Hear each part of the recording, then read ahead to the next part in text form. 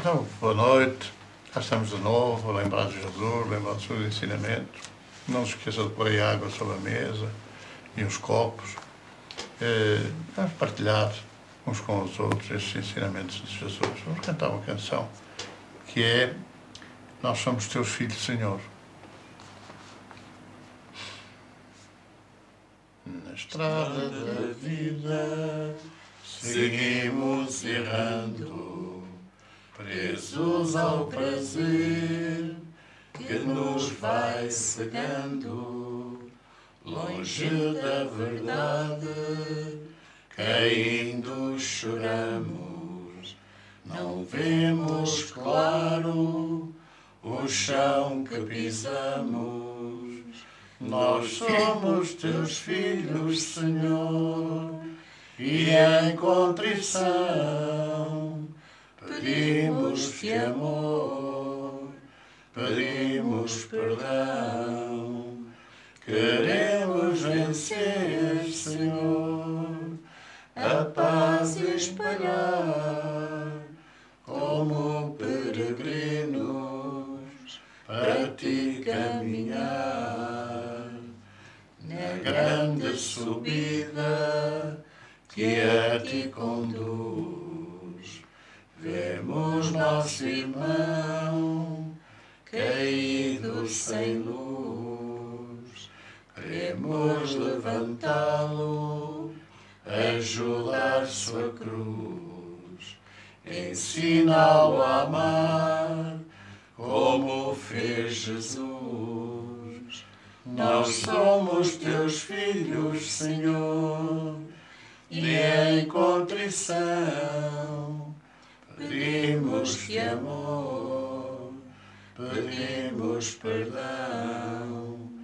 Queremos vencer, Senhor, a paz espalhar, como peregrinos para ti caminhar. É longa a jornada, muitos os tormentos, difícil esquecer, calar os lamentos. Estamos tentando mudar de conduta, limar os defeitos, vencer nossa luta. Nós somos teus filhos, Senhor, e em contrição pedimos-te amor, pedimos perdão. Queremos vencer, Senhor, a paz espalhar, como peregrinos para ti caminhar. Senhor Jesus, nós te pedimos que esta noite, uma vez mais, possamos confraternizar com os nossos entes queridos, com os nossos irmãos que já partiram, nossos familiares, nossos amigos. E isso é necessário, Senhor, a saber, no meio de nós, há uns irmãos que sejam carecidos de auxílio, de ajuda, de consolo. Por isso te pedimos a tua bênção para o nosso Evangelho desta noite. É uma leitura do Evangelho segundo o Espiritismo, no capítulo 7º, versículo 1. O que se deve entender por pobres de espírito. Bem-aventurados os pobres de espírito, porque deles é o reino dos céus. São Mateus, capítulo 5º, versículo 23. A incredulidade diverte-se com esta máxima: bem-aventurados os pobres de espírito, como com muitas outras coisas que não compreende. Por pobres de espírito, entretanto, Jesus não entende os homens desprovidos de inteligência, mas os humildes. Ele diz que o reino dos céus é para esses e não para os orgulhosos. Os homens cultos e inteligentes, segundo a concepção da terra, fazem geralmente tão elevada opinião de si mesmos e da sua própria superioridade que consideram as coisas divinas como indignas da sua atenção. Preocupados somente com eles mesmos, não podem elevar o pensamento a Deus. Essa tendência de se acreditarem superiores a tudo leva-os, muito frequentemente, a negar o que, sendo-lhes superior, pudesse rebaixá-los e a negar até mesmo a divindade. Ou, se concordam em admiti-la, contestam-lhe um dos seus mais belos atributos, a ação providencial sobre as coisas deste mundo, convencidos de que são suficientes para governá-lo bem.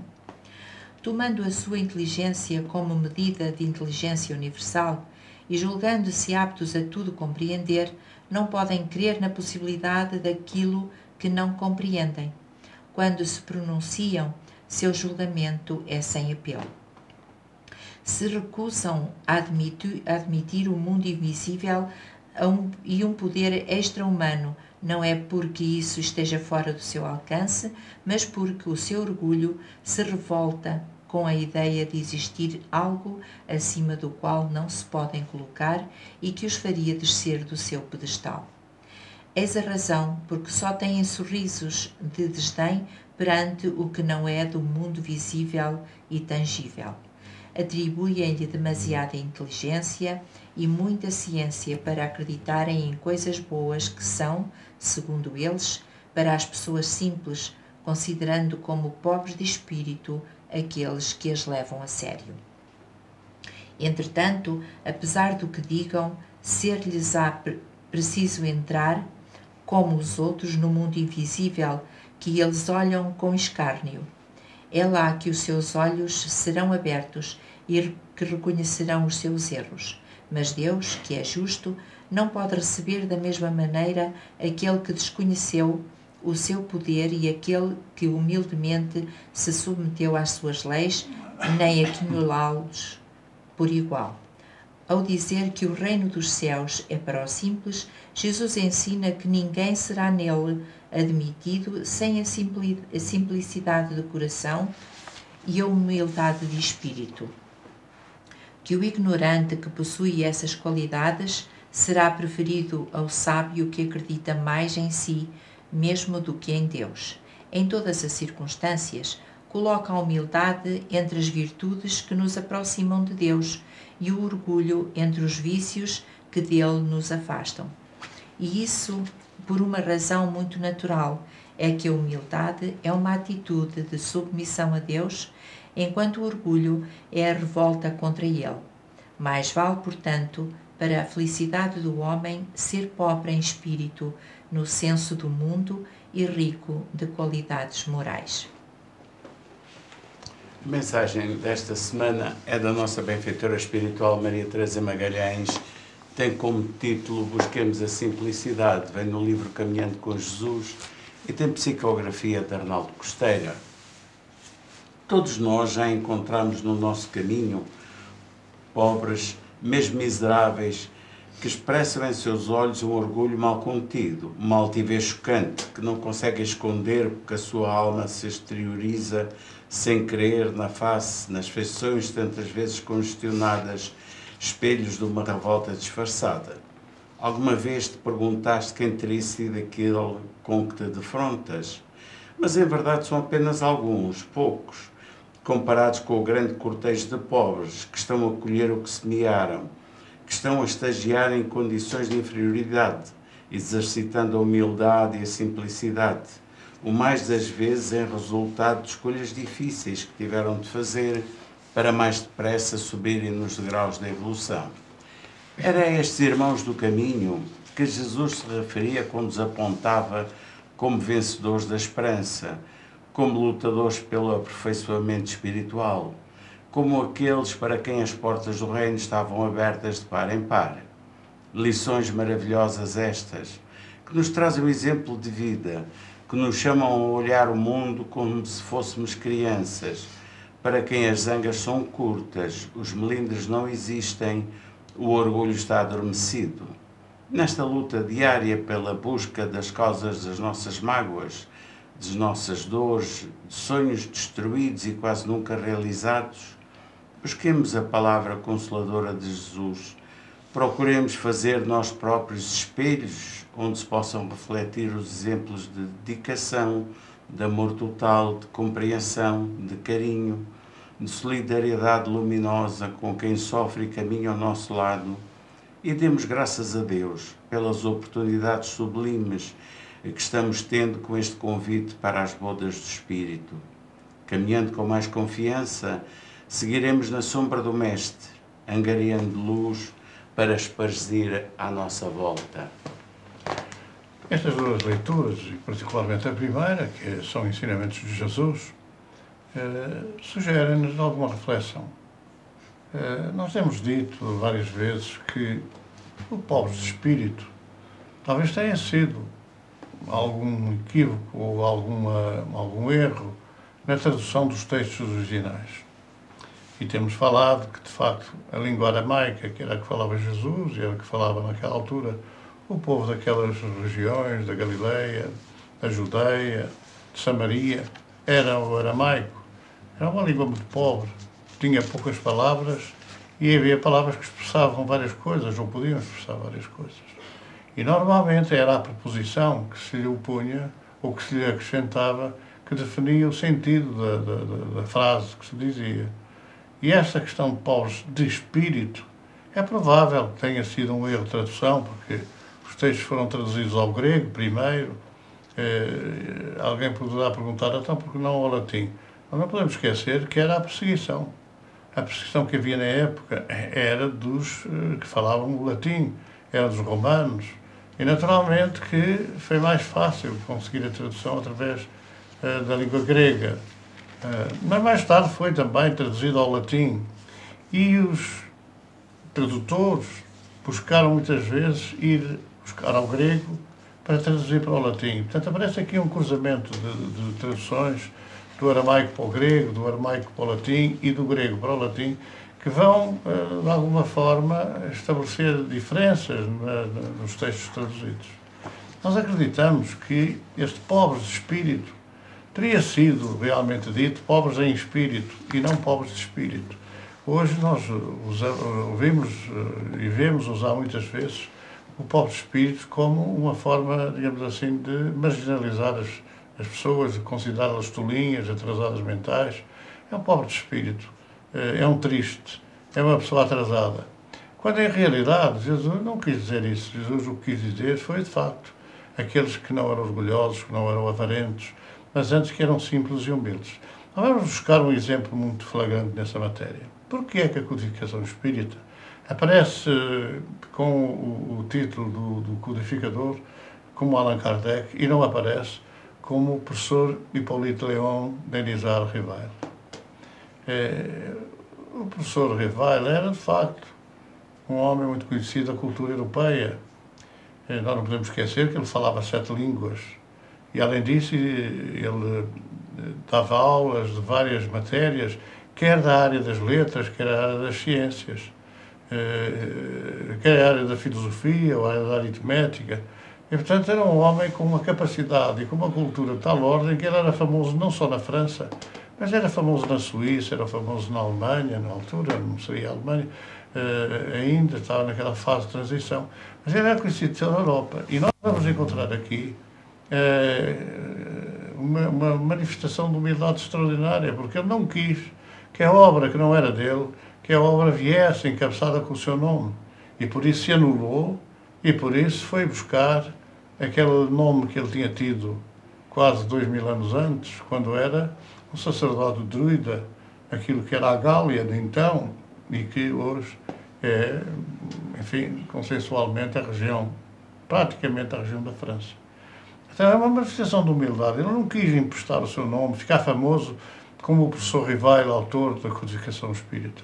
Até porque todo o texto, todo o conteúdo da codificação, e nós podemos dizer que obras póstumas escapam a essa codificação, foi uma obra, enfim, quer dizer, elaborada por Lemery, e hoje temos algumas dúvidas sobre muitos dos textos que aparecem nas obras posteriores, inclusivamente nas edições subsequentes àquelas que foram os originais e as primeiras edições que Kardec publicou.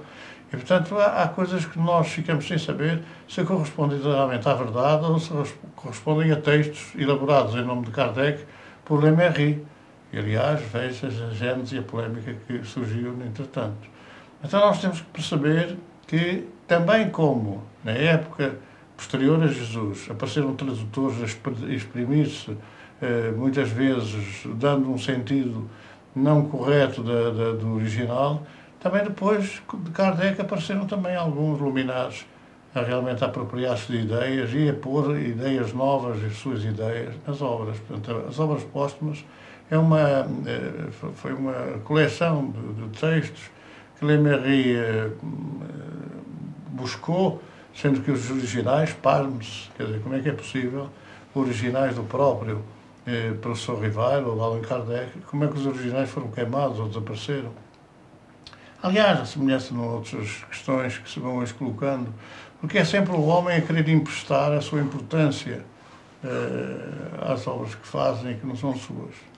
Então, o professor Rivail torna-se humilda-se, não é humilha-se, humilha-se a tal ponto que não quer que a obra seja relacionada com ele mesmo, com o professor Rivail, mas sim com uma entidade que não era conhecida na época, e também se buscarmos na história onde é que está Allan Kardec, nós não vamos encontrar, porque era um sacerdote druida que passou à história como mais um dos druidas, como mais um dos galeses, que foi, naturalmente, perseguido e subjugado pelo poder romano. Então, é esta análise que a gente tem que fazer. Pobres de espírito ou pobres em espírito? E, de facto, não é dos pobres de espírito a que Jesus se refere, é dos pobres em espírito, dos humildes, dos simples, dos que choram, dos que sofrem, neste Sermão da Montanha que é, como disse Gandhi, o mais belo poema que a humanidade recebeu. Se não houvesse mais nada do Evangelho e houvesse só este poema, já estava tudo sintetizado. Nós podemos dizer a mesma coisa. Se não houvesse mais nada e apenas o decálogo, nós tínhamos a lei natural estabelecida. Tudo aquilo que vem a seguir, seja com Jesus, seja depois com Kardec, o que vem a seguir é o desenvolvimento da mensagem do Sinai. Quem é que transmite a mensagem do Sinai? O médium é Moisés, mas a fonte de onde vêm essas normas, essas diretrizes, é divina. Certamente que não foi Deus que veio à Terra para transmitir a sua lei, mas os seus prepostos, os seus seguidores, aqueles que abraçaram a doutrina da verdade, certamente que vieram em cada tempo divulgar ou desenvolver ou esclarecer aquilo que era a lei. Então é muito importante esta mensagem da simplicidade. Se nós pegarmos das 10 bem-aventuranças, nós vamos ver realmente tudo ali escrito. Quem é que tem a estrada aberta para chegar ao reino dos céus? Todos podemos lá chegar, como disse Jesus. Temos em nós a capacidade de podermos ser deuses, temos. Mas se não a desenvolvermos, ficamos só pela capacidade. Se nós não trabalharmos nesse sentido, nós só ficamos pela capacidade. E por isso, do texto, se Jesus disse, sois deuses, ou se Jesus disse, podeis ser deuses, resulta aqui também uma questão de tradução.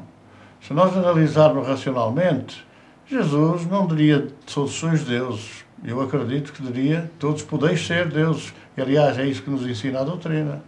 Nós, no aperfeiçoamento, na reforma íntima, no caminho, na caminhada para a perfeição, nós vamos chegar a um ponto que podemos sê-lo. Podemos sê-lo.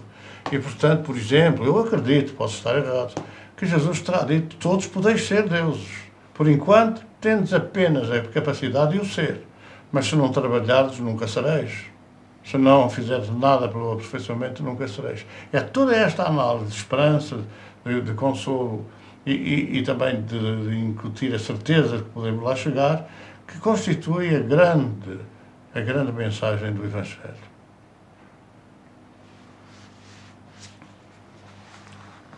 Para serenar o nosso pensamento e tal, vamos partir para a última parte do nosso Evangelho.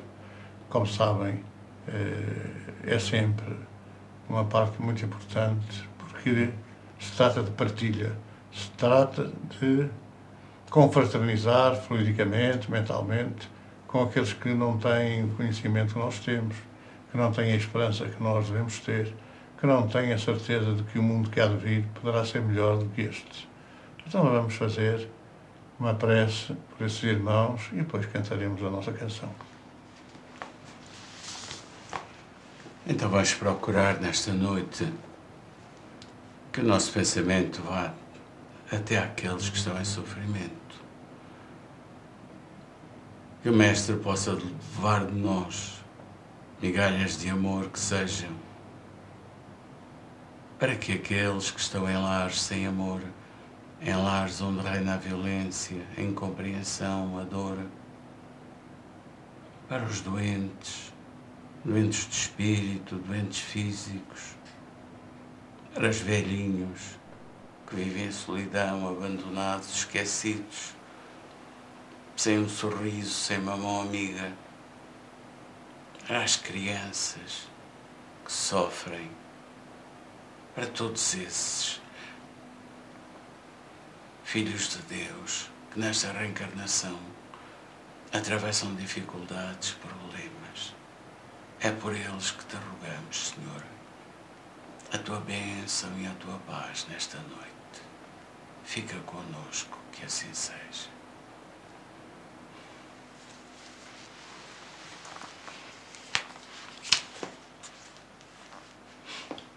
Vamos cantar uma canção, lembrando aqui um espírito amigo que ajuda tanta gente, que é objeto de prece, de pedido, de socorro por tanta gente, tantos irmãos nossos em sofrimento.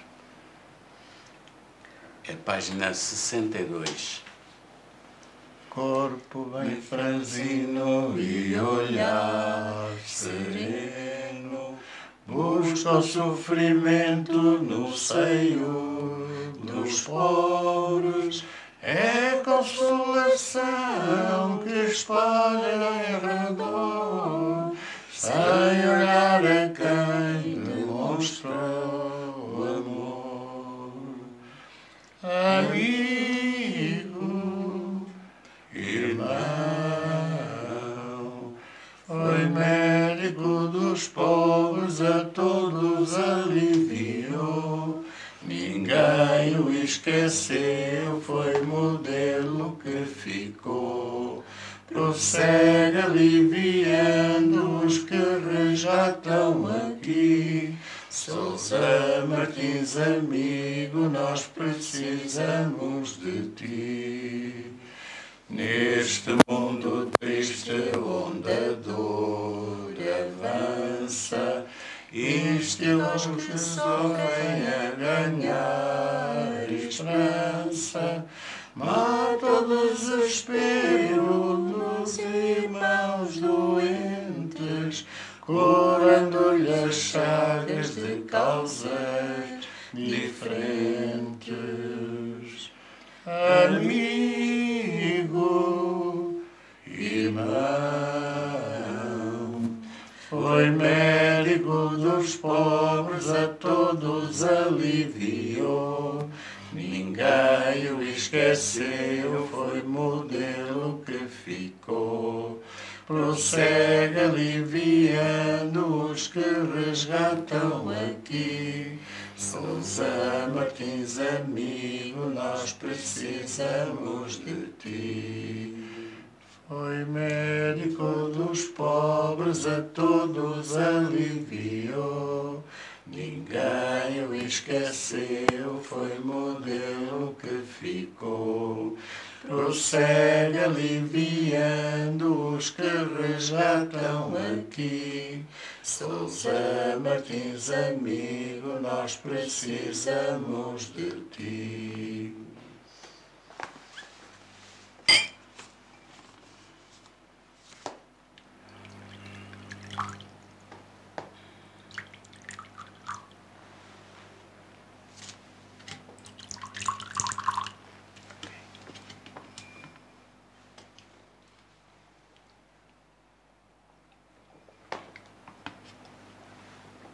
Vamos ficar por aqui no nosso Evangelho de hoje, o que não quer dizer que os meus amigos não continuem a dialogar durante mais alguns momentos, aproveitando este dia em que nós recordamos Jesus. Então, muito boa noite, muita paz para todos e até para a semana, se Deus quiser.